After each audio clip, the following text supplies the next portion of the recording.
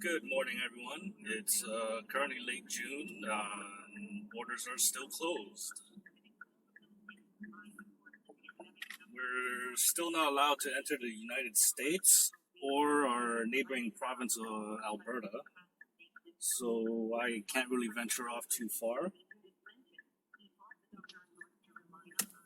I figured I would show you this morning, instead of taking a road trip, that how Openpilot has affected my daily commute. Ever since installing that MDPS harness a couple of weeks ago, I've been using Openpilot a lot more during my commute because previously it would not work below 60 kilometers an hour, and that's not Openpilot's fault. It's kind of a fault of the car, or rather, it was done that way by design for some reason. The steering would cut out below 60 kilometers an hour, and traffic usually moves right around that pace. So pretty much it would work for a couple of seconds before I slow down below 60, and steering would just quit on me. So it wasn't very useful during my commute until I hit the highway. But even on the highway during rush hour, it kind of is not fast enough for Openpilot to really work. But ever since installing it, everything's been good.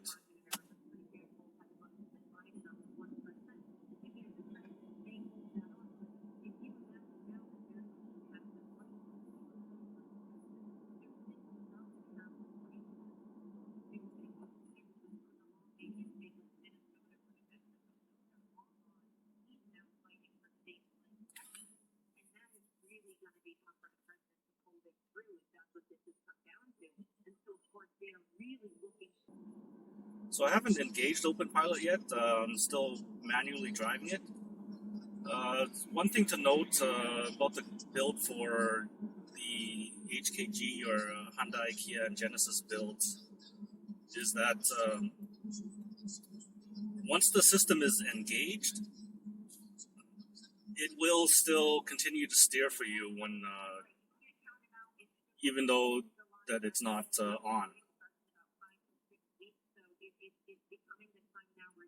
What I mean is, when you hit the cruise control button, the system turns on.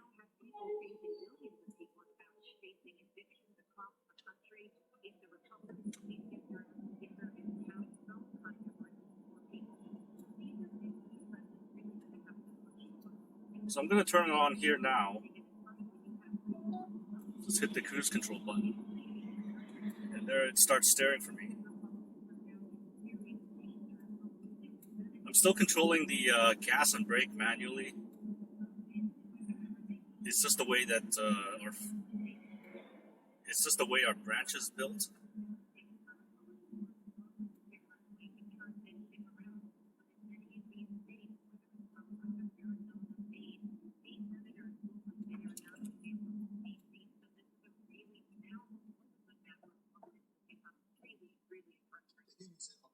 Openpilot currently does not control the longitudinal of the car, so it can't control the gas and brake.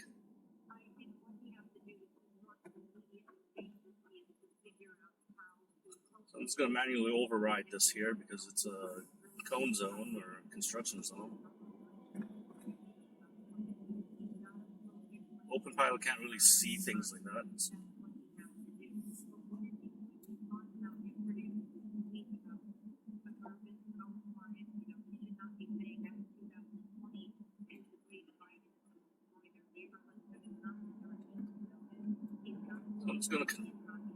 So I'm just gonna enable the cruise control. Set it for 60, set my distance.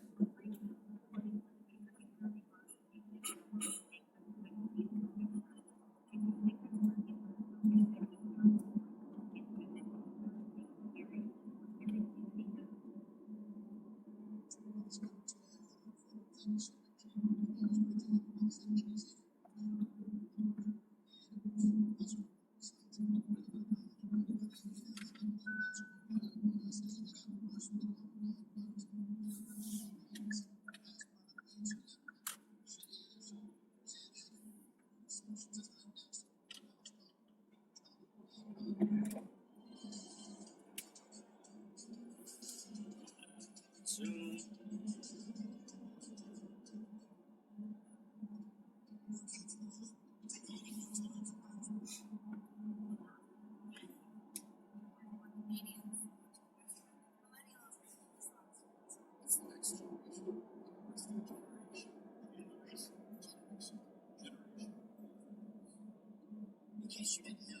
So the longitudinal control is actually controlled by the car's factory adaptive cruise control system. It's not really the best because what I find is like from a stop it accelerates too slowly. It brakes a lot, even though I feel that it's unnecessary to brake so much.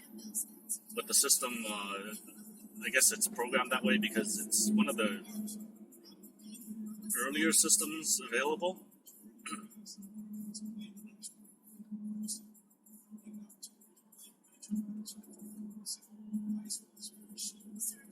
I think this car, the 2015 Hyundai Genesis, was the first car from Hyundai that had such a system. And now, 5 years later, it's pretty much available in every car they sell. I think some of these safety features are actually standard now.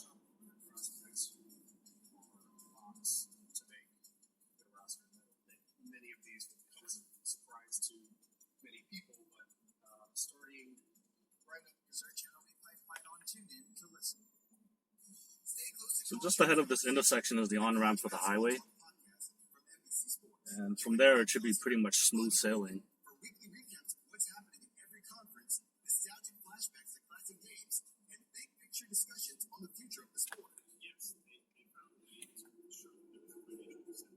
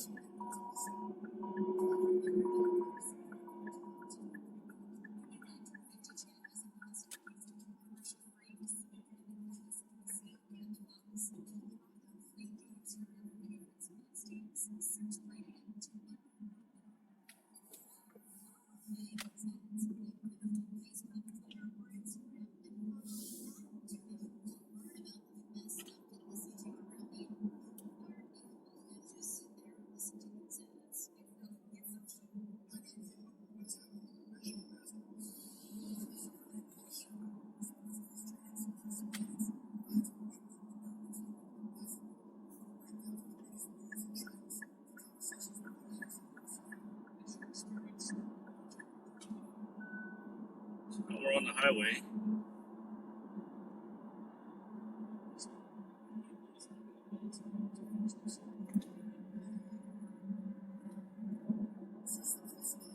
It's going to set the higher speed to maybe 100 kilometers an hour. And just sit back and relax.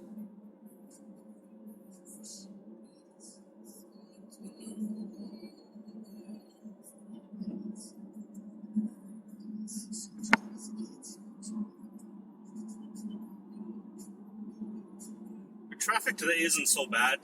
Past couple of days it was actually pretty jammed up.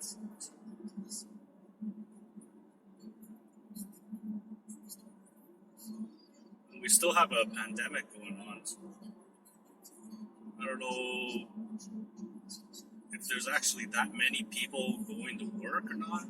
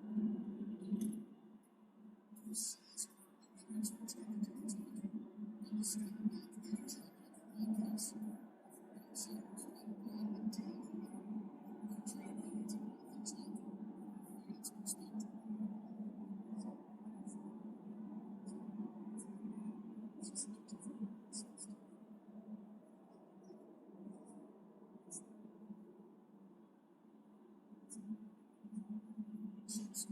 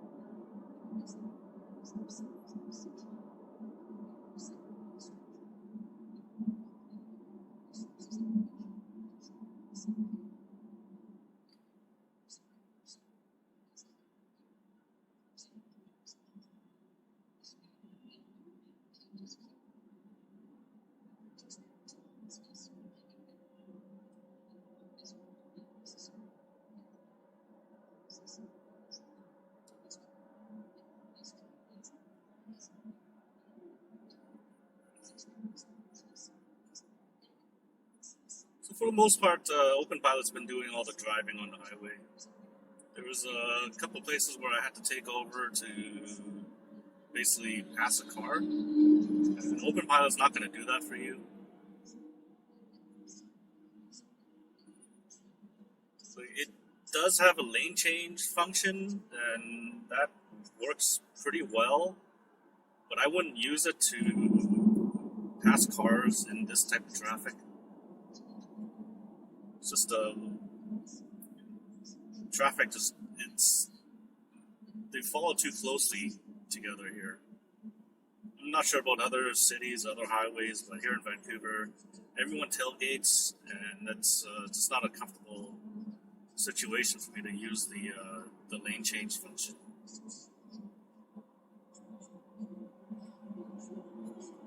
Over here is a pretty big gap, and I need to take an exit soon. So this is how the lane change works.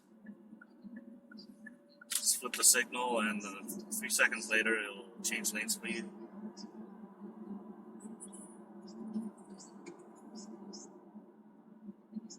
And my wipers just came on because it's raining.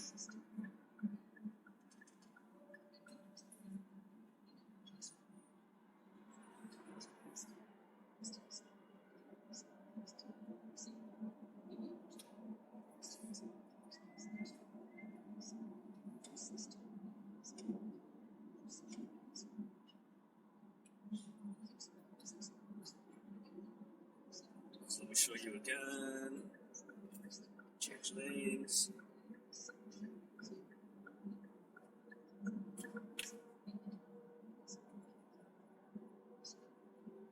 And here I'm just gonna manually brake.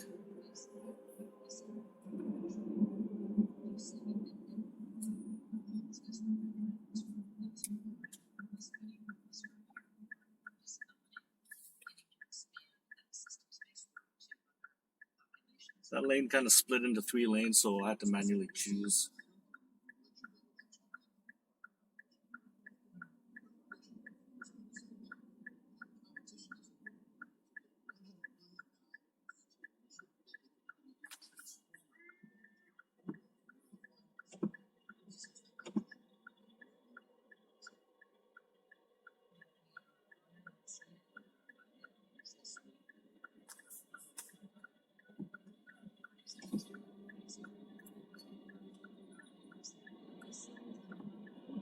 Almost time for new wipers.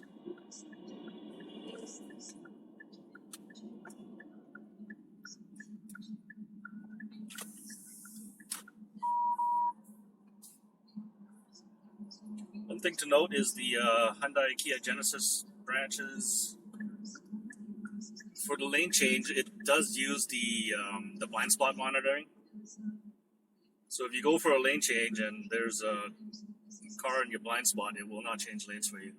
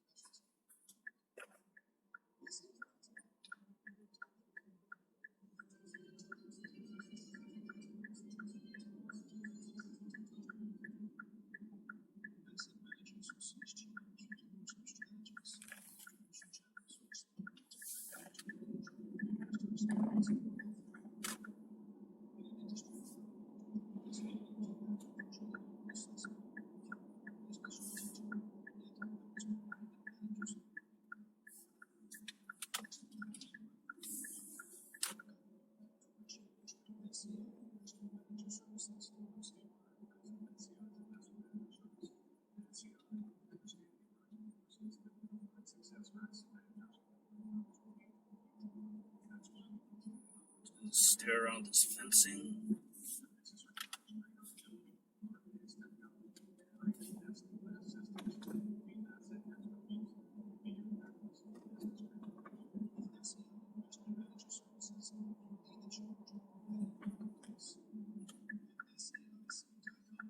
So in the city, what I find is I'll let Openpilot do the steering, but I will control the gas and the brakes. And I guess the main reason why I tend to do that is that it just feels a lot smoother than letting the adaptive cruise do all that. As I mentioned before, the factory adaptive cruise brakes way too much, and it does not brake smoothly.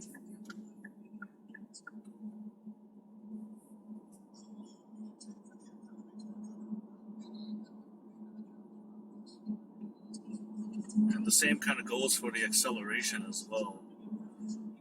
You'll see that there's like a big gap in front of you, and sometimes it'll go like wide open throttle until it reaches that speed. And you never know when a car is going to cut in front of you.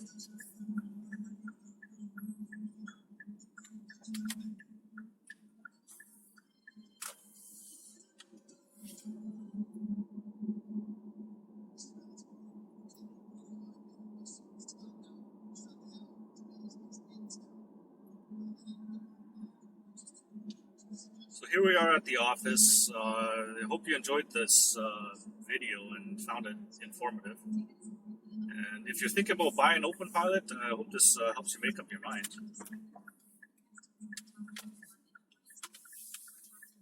And as always, if you enjoyed this video, please subscribe to the channel and click that like button.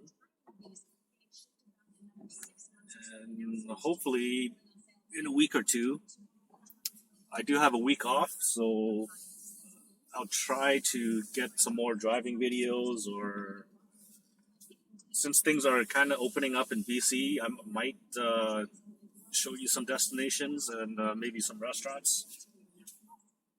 Kind of get this channel started.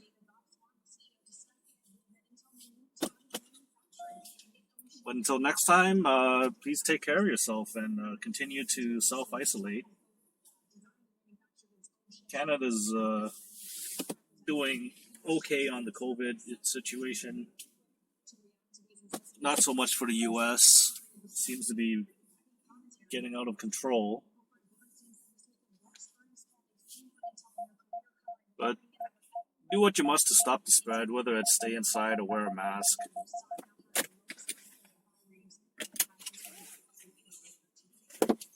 Until next time, please take care of yourself.